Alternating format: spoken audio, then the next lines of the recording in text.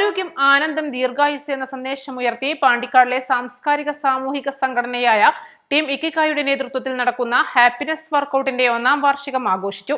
പാണ്ടിക്കാട് ഗ്രാമപഞ്ചായത്ത് പ്രസിഡന്റ് ടി.സി. റമീഷ ഉദ്ഘാടനം ചെയ്തു.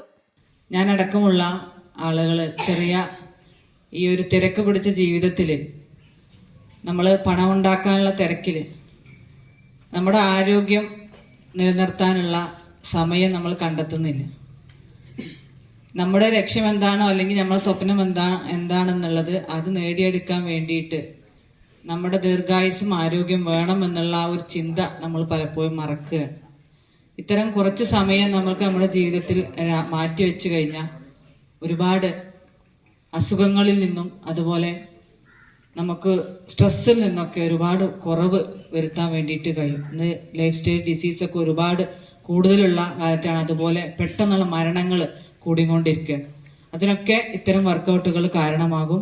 സ്ത്രീകളായി നമ്മൾ പലപ്പോഴും ചിന്തിക്കാറുണ്ട്, നമ്മളെ വീട്ടിൽ ഒരുപാട് ജോലിയുണ്ട്, അത് തന്നെ ഒരു എക്സസൈസ് അല്ലേ എന്നുള്ളത് പലപ്പോഴും സ്ത്രീകൾ ചിന്തിക്കാറുണ്ട്, ഞാൻ അടക്കമുള്ള ആളുകൾ.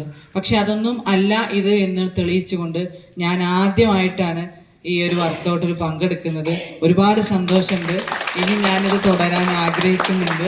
രാവിലെ 6:30 മുതൽ 8:30 വരെ പാണ്ടിക്കാട് ഗവൺമെന്റ് ഹയർ സെക്കൻഡറി സ്കൂളിലാണ് കമ്മ്യൂണിറ്റി ഹാപ്പിനെസ് വർക്കൌട്ട് പ്രോഗ്രാം എന്ന പേരിൽ വാർഷികാഘോഷം സംഘടിപ്പിച്ചത്.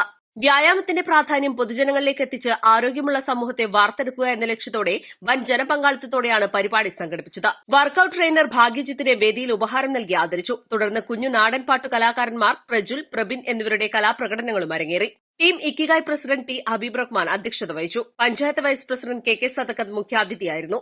Doctor Siyad, doctor Ajay Raghavan, doctor Bibin എന്നിവർ ബോധവൽക്കരണ ക്ലാസ് എടുത്തു. Ikigai secretary P T. Sherif, V. Baburaj, V P. Shibu, K. Muhammad, Abdul Nawaz, E P M. Shaju, Muhammad Riyas തുടങ്ങിയവർ നേതൃത്വം നൽകി. East Live, Pandikkad.